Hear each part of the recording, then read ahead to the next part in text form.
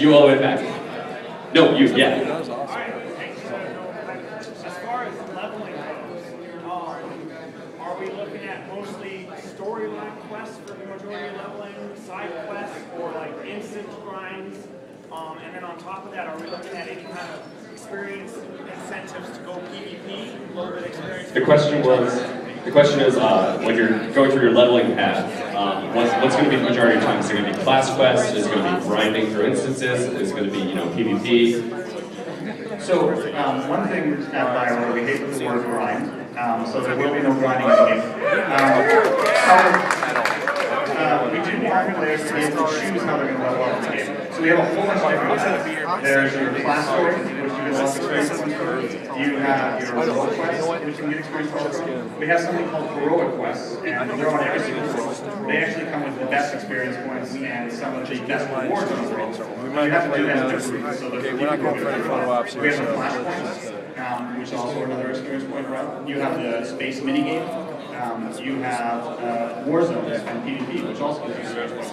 The thing about that is it actually allows you to have a completely different playstyle. So if you want to, for example, play the game more into the bounty hunters, you could, and you could really focus on your class quests and world quests. Then you could start off, say, as a trooper, and you could decide, I'm going to be in the PvP game and do the space mini game a lot.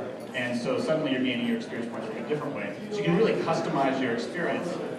You don't have to do all of those activities to level up. You get to choose which activities you want to focus on to get to the end game. We wanted to give players choice because that's what BioWare is famous for, especially when it comes to leveling the character. And again, we don't want you to ever have to grind. So that's something we don't want to do. Unless you love grinding, then go right ahead. That's also your choice.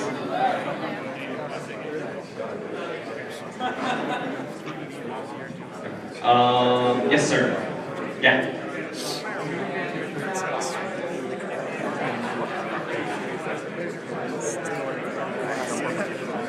I believe it was how are we handling threat mechanics and operations? Is that it? Yeah. No, this is my mic.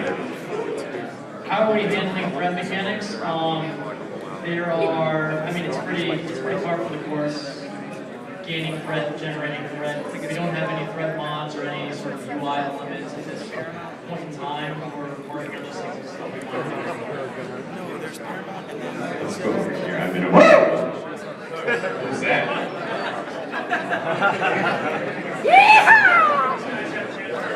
Yes, sir. Please.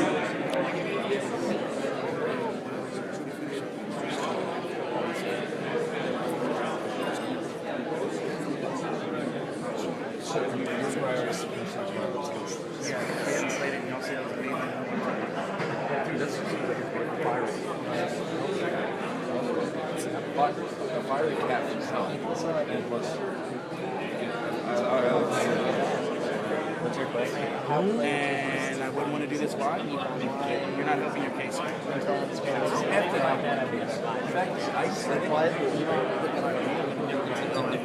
the question was, he said in a lot of games, if you've got a good and evil choice, the evil choice is, hey, I'm going to kick the puppy, I'm going to push somebody down a well for no good reason.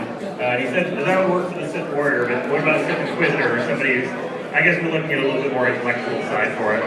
Well, one of the things that's really important when you think about it is that, one, it's not good evil. It's dark side, light side. And there are rules to these things.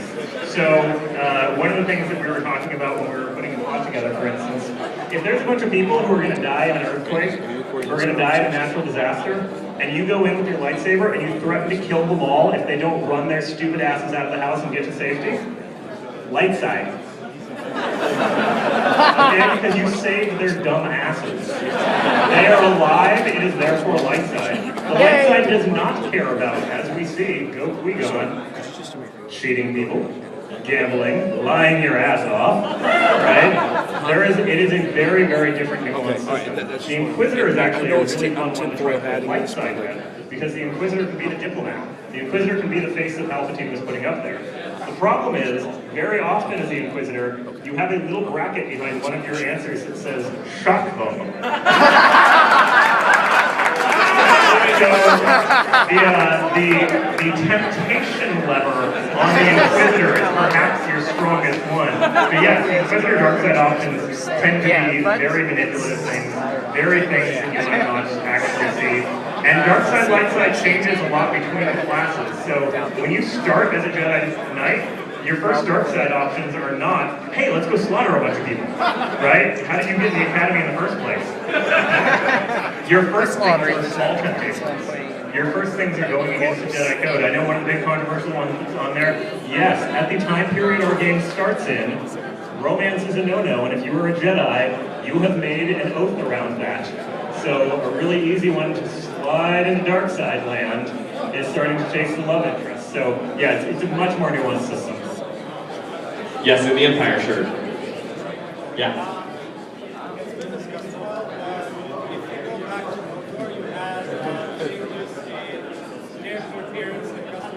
Based on morality. Is that discussed? Is that finalized? Or is that still in there? Was the question about your appearance changing based on morality?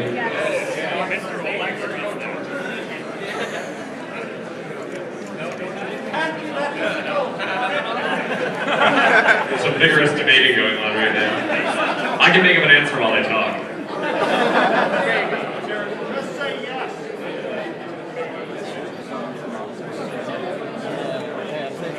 The council has deferred.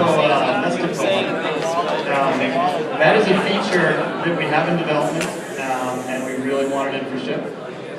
But we want a lot of stuff in for ship. We have our resources for it.